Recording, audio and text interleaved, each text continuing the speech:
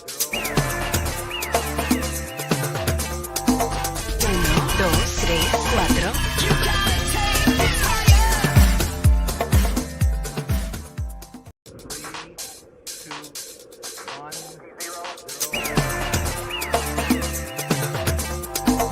Uno, dos, tres, cuatro.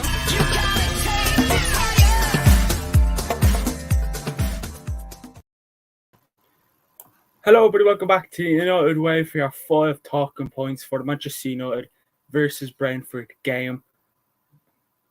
I wouldn't even say what a game. I'll just say what an ending to that game. I mean, whoa. Who expected if I was to say to you in the 89th minute, 90th minute, Mctominay's going to come on and score 2. Or not even that. We're going to win this game and score 2 late goals. You'd be like, yeah, mate, that's not happening. As much as I'd love to. But listen, Manchester United got the job done. The full-time score, just to remind people, was Manchester United 2, Brentford 1. Mctominay getting a late brace and Jensen scoring a goal in the first half. Yeah, what a game. And I'm delighted Manchester United won. We could have been better, of course, but we'll take it going into the international break now. I mean, let's look into the stats. Manchester United had 21 shots, Brentford 11. Manchester United had 8 shots on target, Brentford 3 shots on target. Possession, 64% possession to Manchester United, to Brentford's 36%. Manchester United had an XG of 1.43, while Brentford had an XG of 0.95. Manchester United 45.5% aerial duels, Brentford 54.5%, 54.5. I think I got that one wrong. Manchester United made 557 passes, Brentford 326. We had a pass out. Manchester United had a 87% pass accuracy, Brentford 72. Let me just check the aerial duels. It's not showing me, unfortunately. But yeah, that's the stats anyways from the game.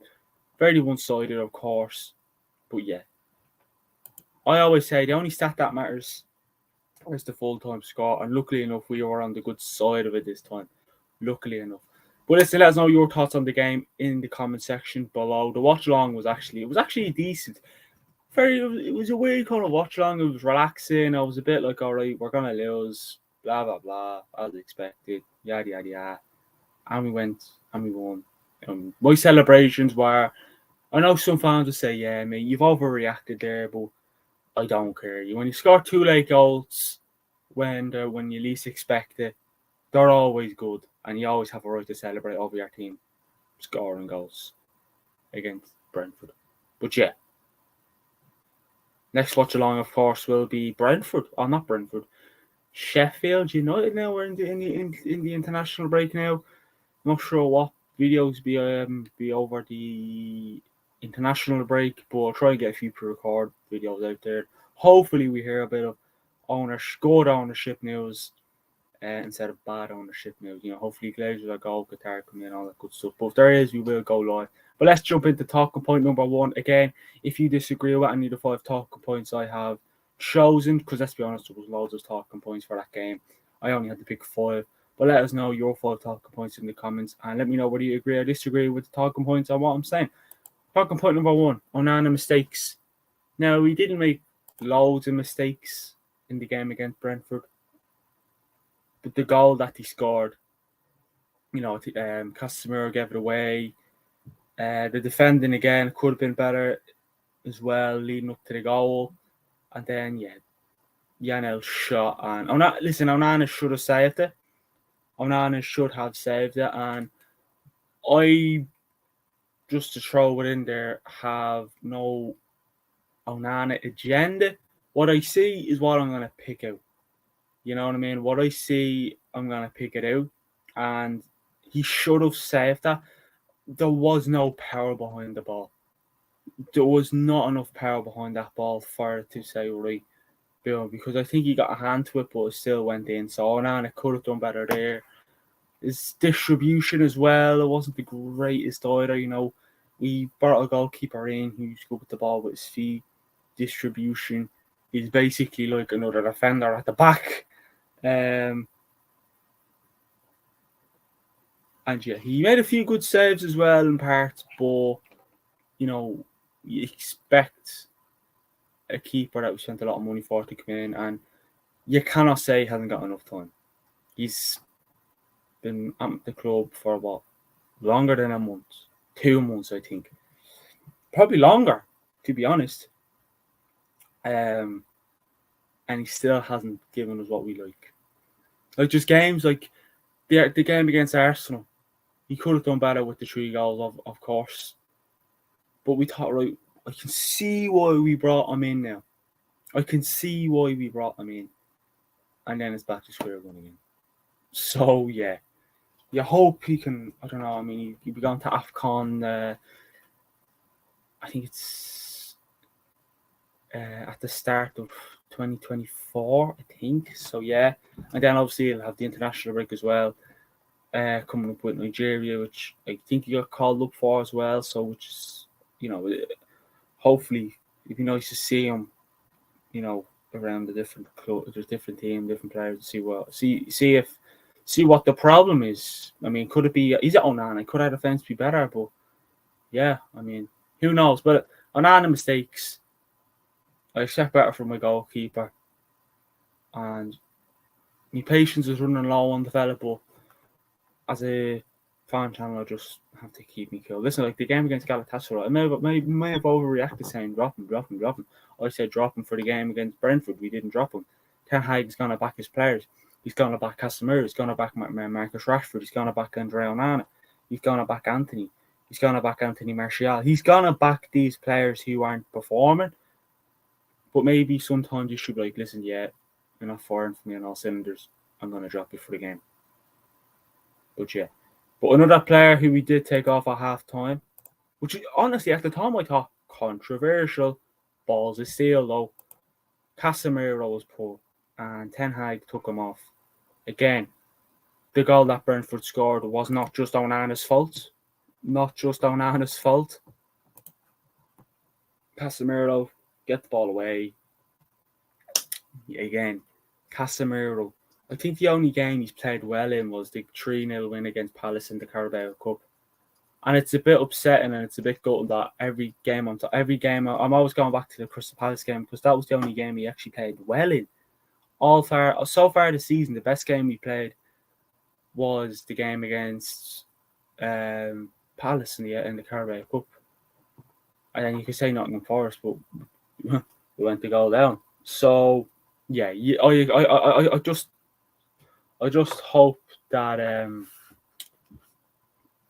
Casemiro can come out of this form because when you think you're seeing these good players come back to themselves, they go back into their hole and start playing poor again. So can upgrade his game because his decision making still doesn't look 100. He's very sluggish, very slow, giving the ball away cheaply as well. Not really tracking back a lot. I don't know. I mean, Amrabat done very well in the game yesterday. He was everywhere. He had lots of energy, looked more fit.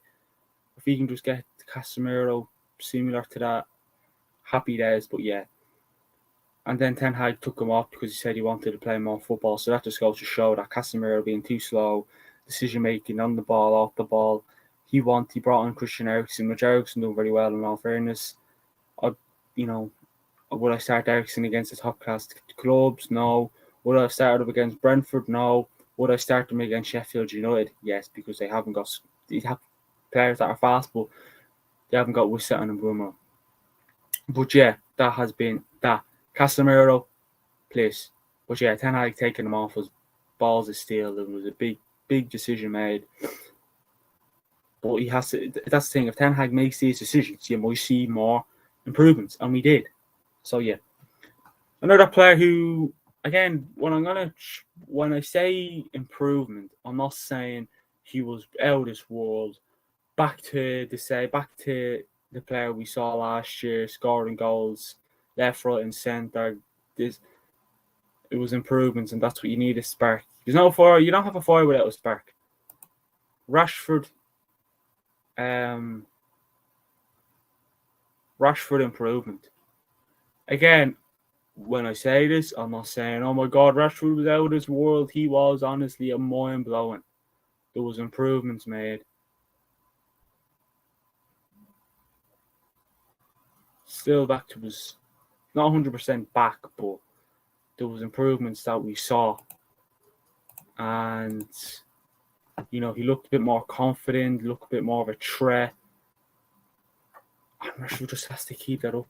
He has to keep that up because Ten Hag is backing him, but Ten Hag's going to come to the stage where Ten Hag is going to be like, yeah, I can't back you any more than I have.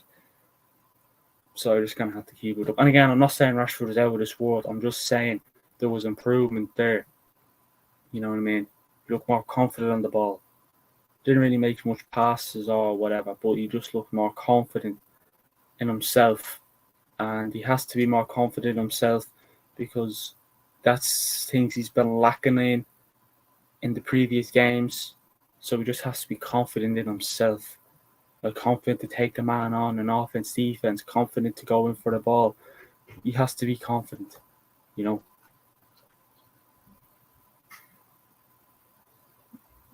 has to be confident, in my opinion.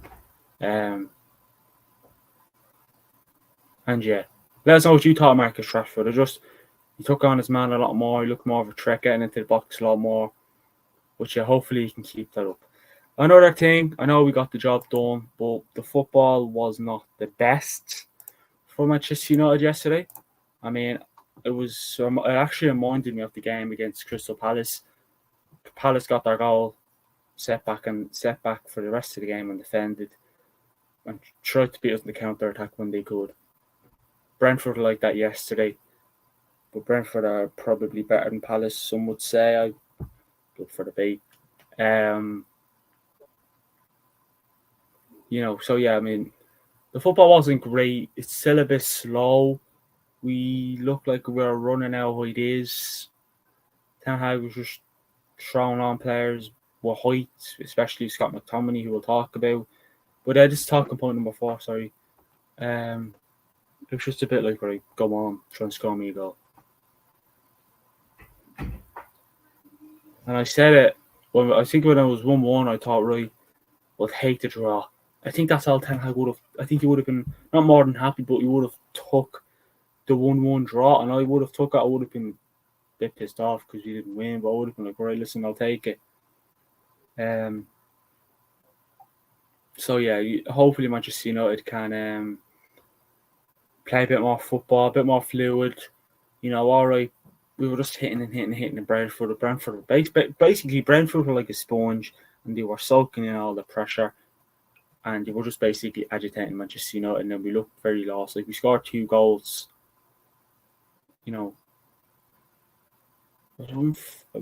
did score one from a free kick, but I think it was disallowed. I'm not sure. Anyways, we scored 3 goals yesterday when you think of it. But yeah, Manchester United. The football it's not very fluid. I know we won, but it was just one of those, right, let's just bring on whoever. Like, we brought on Eriksen at half-time, then we brought on Garnacho and Anthony. That's not bad substitutions to make.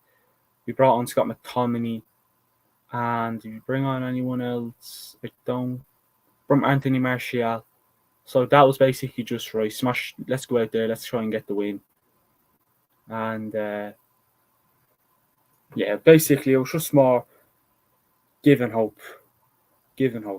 But yeah, that's talking point number 4. Talking point number 5, McTominay impact. Now again, is he going to be a starter in the Manchester United squad in the upcoming games? Probably not. He'll probably be back on the bench. I cannot see Ten Hag dropping Scott McTominay or dropping Casemiro or Amrabat or even a Bruno in the games against Sheffield United and upcoming. I couldn't, depending on how Casemiro shapes up. McTominay, he's not really a defensive midfielder. He used to be a striker, but Mourinho kind of put him back into his. Mourinho basically just converted him into a midfielder, and that's what he is. But you look with Scotland, they play him a bit more higher. and then you get the goal done. But listen, it was nice to see Scott McTominay score. A Scottish man scoring 2 late goals in Fergie time. You look at Fergie's wife who passed away. It was nice to see that happened. And yeah, you couldn't write it any better. But yeah, that win was for Fergie and his wife, in my opinion. Disagree with me if you want, but be a clown. But yeah, McTominay impact. He got 2 goals, very well taken goals as well. Old Trafford was wild. I went wild. Everyone in a red jersey went wild. And we got the 3 points. But that has been the Manchester United versus Brentford 5 talking points.